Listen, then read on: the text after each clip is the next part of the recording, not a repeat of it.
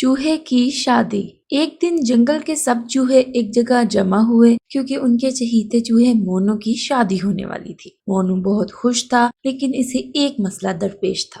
اس کی شادی کے لیے سب کچھ تیار تھا مگر اسے سمجھ نہیں آ رہا تھا کہ شادی کے لیے سب سے بہترین جگہ کون سی ہو۔ مونو کے دوست بندر، ہاتھی اور خرگوش سب نے اپنے اپنے مشورے دیے۔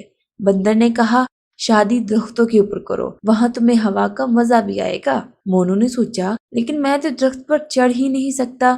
وہ ہنستے ہوئے آگے بڑھا۔ پھر ہاتھی آیا اور بولا میرے خیال میں تمہیں شادی ایک بڑے تالاب کے کنارے کرنی چاہیے، وہاں خوبصورتی بھی ہے اور پانی کا مزہ بھی۔ مونو نے حیرت سے کہا ارے ہاتھی بھائی، میں تو تیراکی ہی نہیں جانتا، یہ جگہ تو میرے لیے بہت خطرناک ہوگی۔ آخرکار خرگوش نے کہا کیوں نہ تم اپنی شادی کھیتوں میں کرو، وہاں سب چوہے آسانی سے آ سکیں گے اور کھانے کے لیے بھی بہت کچھ ہوگا۔ مونو نے خوشی سے کہا واہ خرگوش بھائی، یہ تو زبردست خیال ہے۔ چنانچہ مونو کی شادی جنگل کے کھیتوں میں ہونے کا فیصلہ ہوا۔ شادی کا دن آیا اور سب چوہے اور جانور وہاں پہنچے، لیکن اچانک ایک خطرہ آن پڑا۔ چوہوں کی سب سے بڑی دشمن بلی نے وہاں دھاوا بول دیا۔ سب چوہے ادھر ادھر بھاگنے لگے اور مونو کی شادی خطرے میں پڑ گئی، لیکن مونو نے ہمت نہیں ہاری۔ اس نے اپنے دوستوں کو بلایا اور سب نے مل کر بلی کو چکما دینے کا منصوبہ بنایا۔ خرگوش نے بلی کو دور لے جانے کے لیے اپنے تیز قدموں کا استعمال کیا اور بندر